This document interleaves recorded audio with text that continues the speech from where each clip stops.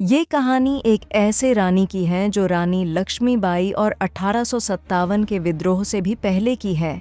एक महिला थीं जिन्होंने दुनिया के सबसे शक्तिशाली साम्राज्य को घुटने टेकने पर मजबूर कर दिया था।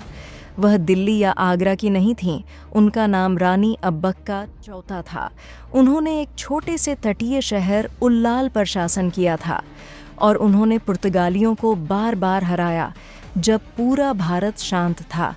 फिर भी हमें उनका नाम कभी नहीं पता चला।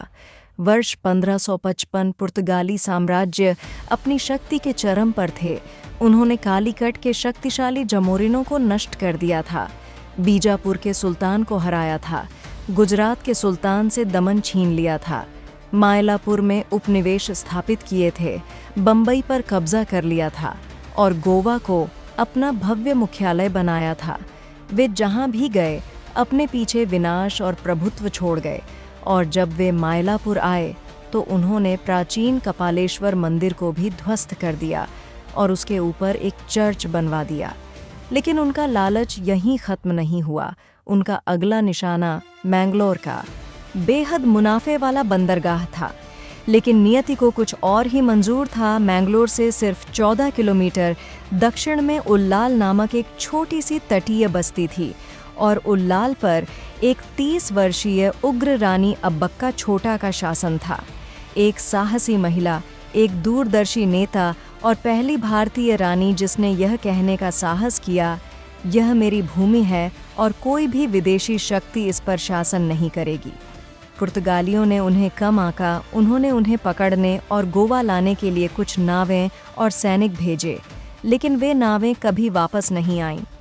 क्रोधित होकर उन्होंने अपने सबसे प्रसिद्ध एडमिरल डोम अल्वारो दा सिल्वेरा के नेतृत्व में एक विशाल बेड़ा भेजा। वह भी बुरी तरह घायल और खाली हाथ लौटे। फिर एक और बेड़ा भेजा गया और इस बार केवल कुछ ही घायल सैनिक रेंग कर वापस लौट पाए। पुर्तगालियों को अपना प्रतिद्वंद्वी मिल गया था। अब्बक्का को हमेशा के लिए कुचलने के दृढ़ संकल्प के साथ उन्होंने मंगलौर किले पर कब्जा कर लिया और उल्लाल पर दूर से हमला करने की उम्मीद में थे। जनरल जोआओ पेक्सोटो के नेतृत्व में एक विशाल सेना उल्लाल की ओर बढ़ी। हजारों सैनिकें, बंदूकें, तोपें और युद्धपोत। उनका मिशन उल्लाल को अपने अधीन करना और रानी को बंदी बनाना था। योजना एकदम सही थी। कोई रास्ता नहीं था कि एक 30 साल की महिला कुछ 100 आदमियों के साथ उन्हें रोक सके, या ऐसा उन्होंने सोचा। जब पुर्तगाली उल्लाल पहुंचे तो उन्होंने उसे सुनसान पाया। खाली सड़कें, कोई पहरेदार नहीं, कोई हलचल नहीं। वे निश्चिंत हो गए। वे हंसे। उन्हें लगा कि वे पहले ही जीत चुके हैं। लेकिन जब वे जीत की घोषणा करने ही वाले थे, अब्बक्का चौथा ने हमला कर दिया परछाई से। उन्होंने और उनके चुने हुए 200 योद्धाओं ने बिजली की तरह हमला किया। कुछ ही मिनटों में पुर्तगाली शिविर में अफरा तफरी मच गई। कई लोग तो यह जाने बिना ही मर गए कि उन्हें किसने मारा। जनरल पेक्सोटो भी मारे गए।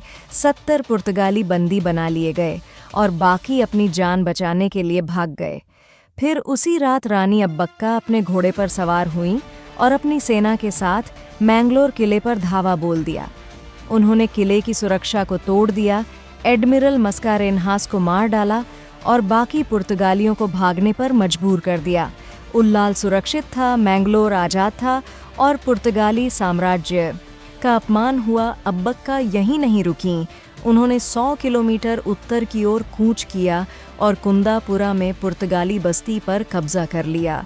वह एक संदेश देना चाहती थीं, यह ज़मीन भारत की है, आक्रमणकारियों की नहीं। लेकिन पुर्तगाली कभी माफ़ नहीं करते। जब वे उन्हें युद्ध में हरा नहीं पाए तो उन्हें घर में ही एक गद्दार मिल गया। उनके अलग हुए पति को सोने की रिश्वत दी गई ताकि वह उन्हें धोखा दे सकें। रानी अब्बक्का को बंदी बना लिया गया, जेल की कोठरी में डाल दिया गया, लेकिन वहाँ भी उसकी आग नहीं बुझी। उसने फिर से लड़ाई लड़ी। उसने जेल की दीवारों के अंदर विद्रोह का नेतृत्व किया और अंततः भागने की कोशिश में उसे मार दिया गया।